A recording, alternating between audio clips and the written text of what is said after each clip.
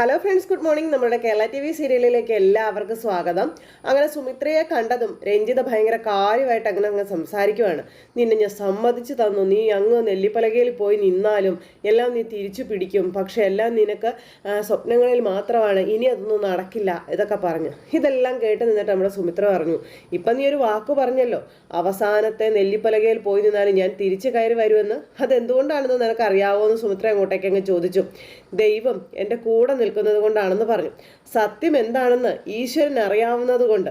നിന്റെ കൂടെ ദൈവം നിൽക്കാത്തത് ന്യായവും നീതിയും നിന്റെ കയ്യിൽ ഇല്ലാത്തത് കൊണ്ടാണ് എന്നും രഞ്ജിതയോട് പറഞ്ഞു. ഇതൊക്കെ അവസാനിപ്പിച്ച് മര്യാദക്ക് ജീവിക്കാൻ നോക്കാനായിട്ടും സുമിത്ര രഞ്ജിതയോട് പറഞ്ഞ്, ഇതുവരെ സംഭവിച്ചതിൽ നിന്നും പാഠങ്ങൾ പഠിക്കാതെ എൻ്റെ കുടുംബം തകർക്കാനായി ഇറങ്ങി പുറപ്പെട്ടാൽ ഇനിയും നിനക്ക് നഷ്ടങ്ങൾ മാത്രമേ ഉണ്ടാവുകയുള്ളൂ എന്ന് സുമിത്ര രഞ്ജിതയോട് പറയുക. എൻ്റെ സന്തോഷം പൂർണ്ണമാകണമെങ്കിൽ എൻ്റെ പ്രതീക്ഷ മോൻ എൻ്റെ കൂടെ ഉണ്ടാവണം, അവനെ കൊണ്ടുപോകാനാണ് ഞാൻ വന്നത് എന്നിങ്ങനെ പറയുമ്പം, ഞാൻ അവനെ ഇവിടെ പിടിച്ചു വെച്ചിട്ടൊന്നുമില്ല, അവനിവിടെ വന്നിരുന്നു, എന്നോട് ചില സഹായങ്ങളൊക്കെ ചോദിക്കുകയും ചെയ്തു, അവൻ ചോദിച്ചതൊക്കെ കൊടുക്കാമെന്ന് ഞാൻ പറയുകയും ചെയ്തു, അവനിപ്പോൾ നിൻ്റെ വീട്ടിൽ എത്തിയിട്ടുണ്ടാകും എന്ന് പറഞ്ഞ് രഞ്ജിത പറയുക.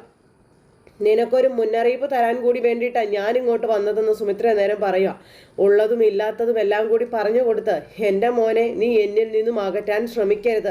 അങ്ങനെ ശ്രമിച്ചാൽ എനിക്ക് ചുമ്മാതിരിക്കാൻ പറ്റത്തില്ല. നിന്റെ ഉദ്ദേശം എന്താണെന്നൊക്കെ എനിക്കറിയാം, പക്ഷെ അതൊന്നും നടക്കുന്നില്ല. പൂജയെയും പ്രതീഷിനെയും മുന്നിൽ നിർത്തി നീ എന്നോട് യുദ്ധത്തിനിറങ്ങിയാൽ തോറ്റു പോകുന്നത് നീയായിരിക്കും എന്നും നമ്മുടെ സുമിത്ര പറയുക. കാരണം ഞാൻ അവർക്ക് കൊടുത്തത് നിറഞ്ഞ സ്നേഹം മാത്രമാണ് നമ്മുടെ സുമിത്ര പറഞ്ഞു. അതിലൊരു തരിമ്പ് പോലും കള്ളമില്ലെന്നും പറഞ്ഞ രഞ്ജിത നിന്ന് കളിയാക്കി ചിരിക്കും കേട്ടോ. ആദ്യം ചില തെറ്റിദ്ധാരണകളൊക്കെ പറ്റിയാലും അവർക്ക് എന്നെ വെറുക്കാനായിട്ട് പറ്റില്ല എന്ന് നമ്മുടെ സുമിത്ര പറഞ്ഞു. ഞാനാണ് ശരിയെന്ന് അവർക്ക് പിന്നീട് മനസ്സിലായിക്കോളൂ എന്ന് നമ്മുടെ സുമിത്ര പറഞ്ഞ്, പക്ഷെ ആട്ടിൻ തോലിട്ട ചെന്നായിയാണ് നീയെന്ന് അവർ തിരിച്ചറിയുമെന്നുള്ള കാര്യങ്ങളും ഇനിയും നീ എന്നെ ഇതിൻ്റെ പേരിൽ ഇവിടേക്ക് വരുത്തരുതെന്നും സുമിത്ര പറയുവാണ്. അങ്ങനെ സുമിത്ര രഞ്ജിതയ്ക്ക് അവസാന താക്കീതും നൽകി അവിടെ നിന്ന് പോണു. അങ്ങനെ പവർഫുള്ളായിട്ട് പോയ നമ്മുടെ സുമിത്രയെ കണ്ട ഇതായിട്ട് ഇങ്ങനെ നിൽക്കുവാണ് രഞ്ജിത. ഇത് കഴിഞ്ഞ് പിന്നെ കാണിക്കുന്ന പ്രതീക്ഷ ശ്രീനിലയത്തിലേക്ക് ചെന്ന് കയറുക. അപ്പോൾ അനിരുദ്ധ ഇങ്ങനെ ഇറങ്ങി വരുന്നു. അനിയൻ വരുന്നത് കണ്ടു. വന്ന് കയറിയതും സ്വരമോൾ എവിടെയാണെന്ന് അനിരുദ്ധിനോട് ചോദിച്ചു പ്രതീക്ഷ. അപ്പോൾ സ്കൂളിൽ പോയെന്ന് പറഞ്ഞു. അപ്പോഴാണ് അനന്യ അങ്ങോട്ടേക്ക് വരുന്നതും പ്രതീക്ഷനെ കാണുന്നതും. പ്രതീക്ഷനെ കണ്ടപ്പോഴേക്കും ആ പേടിച്ച് വിറച്ച് ഇങ്ങനെ നിൽക്കുക. ടെൻഷനായി അനന്യയ്ക്ക്. ഇങ്ങനെ ആകെ വല്ലാതെ ആയിട്ട് ഇങ്ങനെ നിൽക്കുന്നു. അപ്പോൾ നീ എന്തെങ്കിലും കഴിച്ചോ എന്ന് അനിരുദ്ധ പ്രതീക്ഷനോട് ചോദിച്ചപ്പം വേണ്ടാന്ന് പറഞ്ഞു. എൻ്റെ പഴയ റൂം ഇവിടെ തന്നെ ഉണ്ടല്ലോ അല്ലേ, അതും ആരെങ്കിലും കൈയേറിയോന്ന് ചോദിച്ചപ്പോൾ, ജയിലിൽ നിന്ന് വന്നിട്ടും നിനക്ക് എന്താ ഒരു സന്തോഷം ഇല്ലാത്തത് എന്ന് അനിരുദ്ധ പ്രതീക്ഷനോട് ചോദിച്ചപ്പം, ആർക്ക് സന്തോഷം, നിങ്ങൾക്കോ അതോ അമ്മയ്ക്കോ? ഇത്രയും നാളും ഞാൻ ജയിലിൽ കിടന്നിട്ട് ഒരിക്കൽ പോലും എന്നെ ഒന്ന് കാണാൻ എൻ്റെ അമ്മ വന്നിട്ടില്ല. ഞാൻ എങ്ങനെയാണ് ജയിലിലായതെന്ന് ഒന്ന് അന്വേഷിച്ചിട്ട് പോലുമില്ല. അതൊക്കെ പോട്ടെ, അതൊന്നും പ്രശ്നമല്ല. ഏട്ടനായി നിങ്ങൾ എനിക്ക് വേണ്ടി എന്താ ചെയ്തത്? ജയിലിൽ പോയത് ഞങ്ങളുടെ ആരുടെയും കുറ്റം കൊണ്ടല്ലല്ലോ എന്ന് അനന്യ അന്നേരം തേനോട് വന്ന് ഇങ്ങനെ പറയാം. അപ്പോൾ പ്രതീക്ഷ അനന്യ ഇങ്ങനെ നോക്കിയിട്ടോന്ന് ശരിക്കും ഒന്ന് തുറച്ച് തന്നെ നോക്കി. അനന്യ നേരം ഒന്നും മിണ്ടാതെ ഇങ്ങനെ നിൽക്കുവാണേ.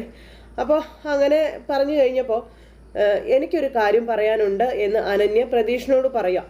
അപ്പോൾ പ്രതീക്ഷനെ കാണുന്നത് സ്വരമോൾക്ക് പേടിയാണ് എന്നുള്ള കാര്യം പറഞ്ഞ്, അതുകൊണ്ട് പ്രതീക്ഷ ഉടനെ തിരിച്ചു പോകണം എന്ന് അനന്യ പറയുന്നു. ഇത് കേട്ടപ്പോൾ അനിരുദ്ധ ഒന്ന് ഞെട്ടി. ഞാൻ എവിടേക്ക് പോകാനാ നിങ്ങൾ ഈ പറയുന്നത്? എൻ്റെ ജീവിതത്തിൽ എനിക്ക് ആകെയുള്ള സമ്പാദ്യം എൻ്റെ മോളാണെന്നുള്ള കാര്യം പ്രതീക്ഷ നേരം അവരോട് പറഞ്ഞു. വടി കൊടുത്ത് അടി മേടിച്ചു. അത് കളഞ്ഞിട്ട് ഞാൻ പോകില്ലെന്നും പ്രതീക്ഷ അവരോട് പറയുക. അവൾക്ക് എന്നോട് വെറുപ്പാ, ദേഷ്യവാ, എന്നെ കാണുന്നതെല്ലാം പേടിയാ. അതൊക്കെ എങ്ങനെ ഉണ്ടായതാണെന്ന് ചോദിച്ചു. ഓർമ്മ വെച്ചതിൽ പിന്നെ അവൾ എന്നെ കണ്ടിട്ട് പോലും ഇല്ലല്ലോ. അവൾ എന്നെ കാണുന്നതോ ഇപ്പോഴല്ലേ. ഞാൻ അവളുടെ അച്ഛനാണെന്ന് അവൾക്ക് അറിയില്ലല്ലോ എന്നൊക്കെ പറഞ്ഞു. അപ്പോൾ സ്വരമോളെ കുറിച്ച് നീ എന്തൊക്കെയാ മനസ്സിലാക്കി വെച്ചിരിക്കുന്നത് എന്ന് അനന്യ ചോദിക്കുക പ്രതീഷിനോട്. അവളുടെ അച്ഛൻ ഒരു ജയിൽ പുള്ളി ആയിരുന്നു എന്ന് അവൾ അറിഞ്ഞാൽ അവൾ ഒരിക്കലും സഹിക്കില്ല. അവൾക്കത് സഹിക്കാൻ കഴിയുമെന്ന് പ്രതീഷിന് തോന്നുന്നുണ്ടോ എന്നൊക്കെ ചോദിച്ചുകൊണ്ട് റൂട്ട് തിരിച്ചു വിടുവാണ് അനന്യ. എൻ്റെ മോളുടെ മാനസിക നില ആകെ തകർന്നു പോകുമെന്നൊക്കെ പറഞ്ഞപ്പം, നിങ്ങളുടെ മോളോ എന്താ ഈ പറയുന്നതെന്ന് ചോദിച്ചു പ്രതീക്ഷ. അപ്പം പ്രതീക്ഷ, സ്വരമോളുടെ അച്ഛൻ നീയാണെന്ന് ഇപ്പം അവളെ അറിയിക്കാൻ പാടില്ല എന്നുള്ള കാര്യം അനിരുദ്ധ പറയണു. കുറച്ച് കഴിയട്ടെ, നമുക്കത് പറയാം, സാവധാനം എല്ലാം അവളെ പറഞ്ഞ് മനസ്സിലാക്കാമെന്ന് പറഞ്ഞപ്പോൾ എനിക്കിനി കാത്തിരിക്കാൻ വയ്യെന്നും, പിന്നെ ഇത്രയും കാലം കാത്തിരുന്നത് എൻ്റെ മോളെ കാണാൻ വേണ്ടി മാത്രമാണ്. ഇപ്പം എനിക്ക് മനസ്സിലായി, അവളെ എന്നിൽ നിന്ന് അകറ്റാൻ ശ്രമിക്കുന്നത് നിങ്ങൾ തന്നെയാണെന്ന്. അത് ഞാൻ ഒരിക്കലും സമ്മതിക്കില്ല എന്നും എനിക്ക് എൻ്റെ മോളെ തിരിച്ചു വേണമെന്നും പ്രതീക്ഷ ഇവരോട് കട്ടായം അങ്ങ് പറഞ്ഞു. ഇത് കേട്ടപ്പോൾ അനന്യയ്ക്ക് ടെൻഷനായി. ഞാനാണ് അവളുടെ അച്ഛനെന്ന് പറയാൻ നിങ്ങൾക്ക് ബുദ്ധിമുട്ടുണ്ടാവും അല്ലേ? നിങ്ങൾക്ക് പേടിയാണെന്നും എനിക്കറിയാം. പക്ഷേ എനിക്കതൊന്നും ഒരു പ്രശ്നമല്ല. നിങ്ങളുടെ മനസ്സിലിരിപ്പൊക്കെ എനിക്കറിയാം. നിങ്ങൾ ആരെയും ബുദ്ധിമുട്ടിപ്പിക്കണമെന്ന് എനിക്ക് യാതൊരു ഉദ്ദേശവും ഇല്ല, ഒരാഗ്രഹവും ഇല്ല. പക്ഷേ എൻ്റെ മോളോട് എല്ലാ കാര്യങ്ങളും നിങ്ങൾ പറഞ്ഞിരിക്കണം. എത്രയും പെട്ടെന്ന് എനിക്ക് എൻ്റെ മോളെയും കൊണ്ട് ഇവിടുന്ന് പോകണമെന്ന് പറഞ്ഞപ്പം എങ്ങോട്ടാണ് നീ പോണത്? അത് നടക്കില്ലെന്ന് അനന്യ പ്രതീഷിനോട് പറയണു. എൻ്റെ മോളെ ഞാൻ ഒരിടത്തേക്കും വിടില്ലെന്ന് പറഞ്ഞ് അനന്യ പ്രതീഷിനോട് പറയുന്നു. പ്രതീഷ് ഇങ്ങനെ തുറച്ചു നോക്കിക്കൊണ്ടിങ്ങനെ നിൽക്കും കേട്ടോ. നിനക്ക് അവളെ കൊണ്ടുപോകാൻ പറ്റില്ല എന്നൊക്കെ പറഞ്ഞ് അങ്ങനെ അവളുടെ അമ്മ ഞാൻ സമ്മതിക്കില്ല എന്നൊക്കെ പറഞ്ഞുകൊണ്ട് അനന്യ ഇങ്ങനെ പറഞ്ഞപ്പോൾ പ്രതീക്ഷ ഇങ്ങനെ നോക്കി നിൽക്കുക. എന്നിട്ട് അനന്യ ഭയങ്കര കരച്ചില്ല. അപ്പം അനന്യ ഇങ്ങനെ കരയുന്നത് കണ്ടപ്പോൾ തകർന്നു പോയ ഞങ്ങളുടെ ജീവിതം ഇപ്പം ഇങ്ങനെയെങ്കിലും മുന്നോട്ട് പോകുന്നത് സ്വരമോള് കാരണമാണെന്നും അതുകൊണ്ട് ജീവിതത്തിലെ പ്രതീക്ഷകളെ അറുത്ത് നീ അവളെ കൊണ്ടുപോകരുതെന്നും പറഞ്ഞു. ഞങ്ങൾക്ക് അവൾ മാത്രമേ ഉള്ളൂ, അത് നീയുമായിട്ട് ഇല്ലാതാക്കരുത് എന്നൊക്കെ അനിരുദ്ധ് പറയുന്നു. സ്വരമോള് നിന്റെ മോള് തന്നെയാണ്, ഞാൻ സമ്മതിക്കുന്നു. പക്ഷേ അവള് അച്ഛനും അമ്മയായി കരുതുന്നത് ഞങ്ങൾ രണ്ടുപേരെയാണെന്നും നീയായിട്ട് ആ ഭാഗ്യം നഷ്ടപ്പെടുത്തി കളയരുതെന്ന് പറഞ്ഞു. അപ്പം ഞങ്ങൾ അവളോടെല്ലാം തുറന്ന് പറഞ്ഞോളാം, എല്ലാം സാവകാശം ഞങ്ങൾ അവളെ പറഞ്ഞു മനസ്സിലാക്കിക്കോളാം, നീ ഞങ്ങളെ ചതിക്കരുതെന്ന് പറഞ്ഞു. സ്വരമോളിപ്പോൾ ഒരുപാട് സന്തോഷവതിയാണ്. അവളുടെ അച്ഛൻ്റെയും അമ്മയുടെയും സ്നേഹത്തിൻ്റെ തണലിൽ അവളിപ്പോൾ സന്തോഷത്തോടെ എൻ്റെ മോള് ജീവിക്കുന്നത്. ആ മോള് സത്യങ്ങൾ അറിയുമ്പോൾ തളർന്നു പോകും. അതുകൊണ്ട് നീ അത് ചെയ്യരുതെന്നൊക്കെ അനിരുദ്ധ് ഇങ്ങനെ പ്രതീക്ഷനോട് പറഞ്ഞു. നീ തൽക്കാലം അനന്യ പറഞ്ഞതുപോലെ തന്നെ ചെയ്യാൻ പറഞ്ഞു.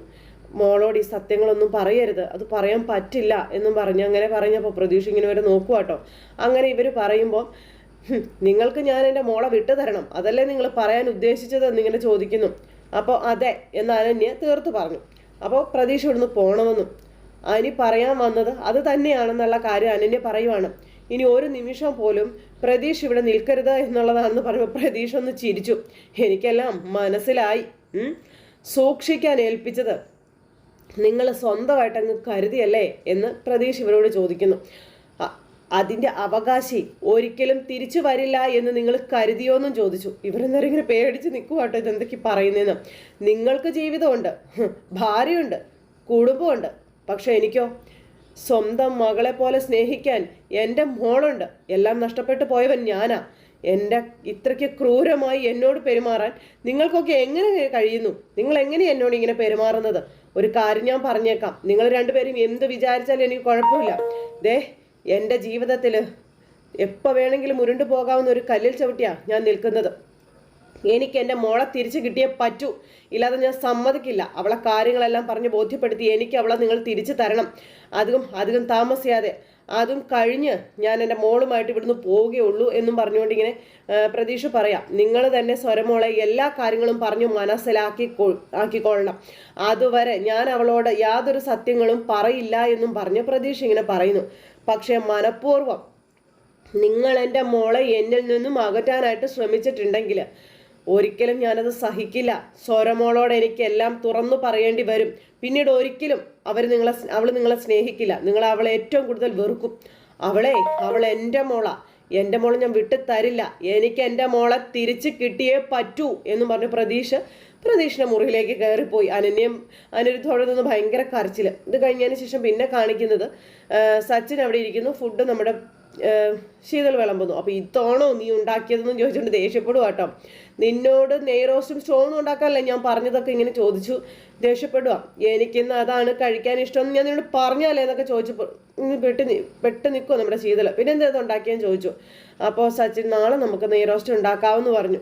സച്ചിൻ ഇന്ന് രാവിലെ അല്ലേ ഗീ റോസ്റ്റിൻ്റെ കാര്യം പറഞ്ഞ ഇന്നലെ രാത്രി തന്നെ ഇതെല്ലാം പ്രിപ്പയർ ചെയ്ത് പോയി എന്നൊക്കെ പറഞ്ഞു. അപ്പോൾ കഴിക്കാൻ നേരത്ത് പറഞ്ഞാൽ പോരാ, അത് വേണമെങ്കിൽ ഇന്നലെ പറയണ്ടായിരുന്നു എന്നും ഇന്നത്തേക്ക് നീ ഇത് കഴിക്കുന്നു പറഞ്ഞുകൊണ്ട് സരസ്വതി അമ്മ ഒന്ന് പറഞ്ഞപ്പോഴേക്കും ഉള്ളതെല്ലാം കൂടെ വലിച്ചെറിഞ്ഞു മുഴു ഭ്രാന്തനെ പോലെ നിന്നിങ്ങനെ കാണിക്കുക. എന്നിട്ട് സരസ്വതി അമ്മയെ തുറിച്ച് ഇങ്ങനെ നോക്കിക്കൊണ്ട് ഇങ്ങനെ നിൽക്കുക കേട്ടോ. സരസ്വതിയാണ് പേടിച്ച് വരച്ച് ശീതളിനെ ഇങ്ങനെ നോക്കിക്കൊണ്ട് ഇങ്ങനെ നിൽക്കുന്നു. എന്നിട്ട് ഇങ്ങനെ തുറച്ച് നോക്കി സരസ്വതി അമ്മയെ ഇപ്പം കൊല്ലും എന്നുള്ള രീതിയിൽ ഇങ്ങനെ നിൽക്കുക. അപ്പോഴേക്കും നമ്മുടെ ശീതൾ ഇടയ്ക്ക് കയറി. പ്ലീസ് സച്ചിൻ പ്ലീസ് ഒന്നും പറഞ്ഞു. മര്യാദക്ക് ഞാൻ പറഞ്ഞതനുസരിച്ച് ഇവിടെ നിന്നോളണം. പോയി ഗീ റോസ്റ്റ് ഉണ്ടാക്കിക്കൊണ്ട് വരാൻ പറഞ്ഞിട്ട് ശീതളിനെ പിടിച്ച ഒരൊറ്റ തള്ള്. ശീതളിൻ്റെ കൈ ചെന്ന് ഇടിച്ചാണ് ശീതൾ വീണത്. സരസ്വതിയമ്മ നേരത്തേക്ക് ഇങ്ങനെ നോക്കുക. പെട്ടെന്ന് മോളെ എന്ന് പറഞ്ഞുകൊണ്ട് സരസ്വതിയമ്മ ചെന്ന് പെണ്ണിനെ പിടിച്ച് ഏൽപ്പിച്ചപ്പോഴത്തേക്കും കൈ ചെറുതായിട്ടൊക്കെ പൊട്ടിയിട്ടുണ്ട്. അങ്ങനെ രണ്ടുപേരും കൂടെ ഇങ്ങനെ സങ്കടപ്പെട്ട് അവിടെ ഇരിക്കുക. എൻ്റെ പൊന്നുമോൾ വിഷമിക്കലേ എന്ന് പറഞ്ഞുകൊണ്ട്. ആ സമയത്താണ് സരസ്വതിയമ്മ ഈ ഒരു അവസ്ഥ ഭയാനകമാണെന്ന് മനസ്സിലാക്കുന്നത്.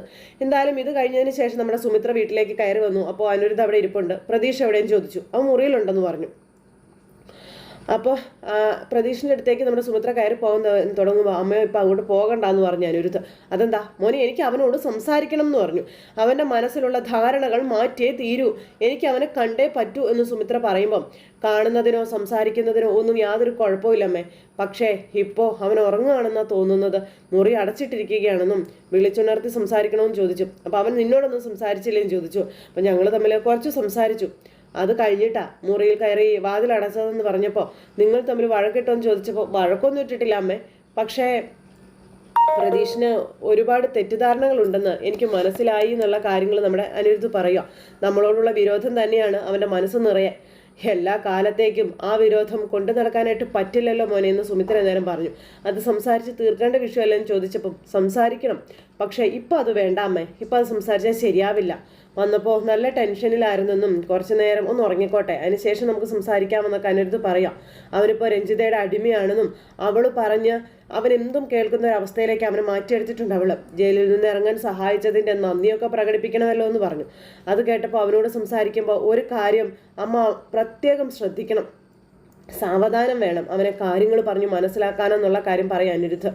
അവനെ നമുക്കൊപ്പം തന്നെ നിർത്തുകയും വേണമെന്നും അമ്മ വിചാരിച്ചാൽ അത് നടക്കുമെന്ന് പറഞ്ഞപ്പം അവൻ എന്നെ എന്തൊക്കെ പറഞ്ഞാലും എനിക്ക് അവനോട് ക്ഷമിച്ചല്ലേ പറ്റുമെന്ന് സുമിത്ര നേരം അനിരുദ്ധിനോട് പറയുക.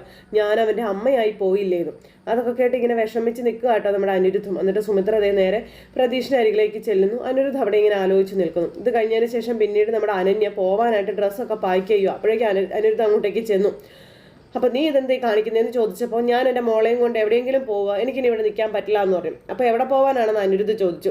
സ്വരമോളെയും കൊണ്ട് നീ എവിടെ പോയാലും പ്രതീക്ഷ നിൻ്റെ പിന്നാലെ തന്നെ വരും, പിന്നെ നീ എന്തിനാ ഈ കഷ്ടപ്പാട് ചെയ്യണേന്നൊക്കെ ഇങ്ങനെ ചോദിച്ച് സംസാരിക്കുക. അപ്പോഴേക്കും അനന്യയ്ക്ക് ഭയങ്കര ടെൻഷനും പേടിയൊക്കെ ആയി, കരച്ചിലും ബഹളമൊക്കെ ആയിട്ടിരിക്കണം.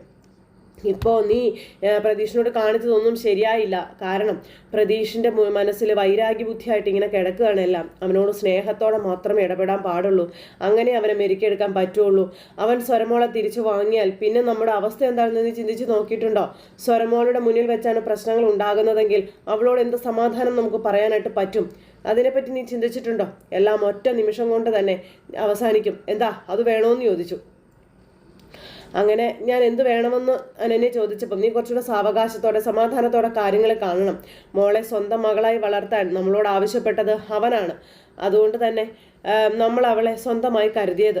അപ്പോൾ പെട്ടെന്നൊന്നും സ്വരമോൾ അവനെ അംഗീകരിക്കുമെന്ന് എനിക്ക് തോന്നുന്നില്ല. നീ ടെൻഷൻ അടിക്കണ്ട, നമുക്ക് എന്താണെന്ന് വെച്ചാൽ നോക്കിയും കണ്ടും ചെയ്യാം എന്നൊക്കെ പറഞ്ഞപ്പോൾ തൽക്കാലം താൻ പറയുന്നതൊക്കെ ഞാൻ കേൾക്കാം. പക്ഷേ സ്വരമോളെ എൻ്റെ ജീവിതത്തിൽ നിന്നും തിരിച്ചെടുക്കുന്ന ദിവസം അന്ന് അവസാനിക്കാൻ പോകുന്നത് എൻ്റെ ജീവിതം മാത്രമായിരിക്കില്ല, മറിച്ച് സമയം കിട്ടുമ്പോൾ അതും കൂടി ഒന്ന് അനുജന് പറഞ്ഞ് മനസ്സിലാക്കി കൊടുത്തോളണം എന്ന് പറഞ്ഞ് അനന്യ പേടിപ്പിക്കുക.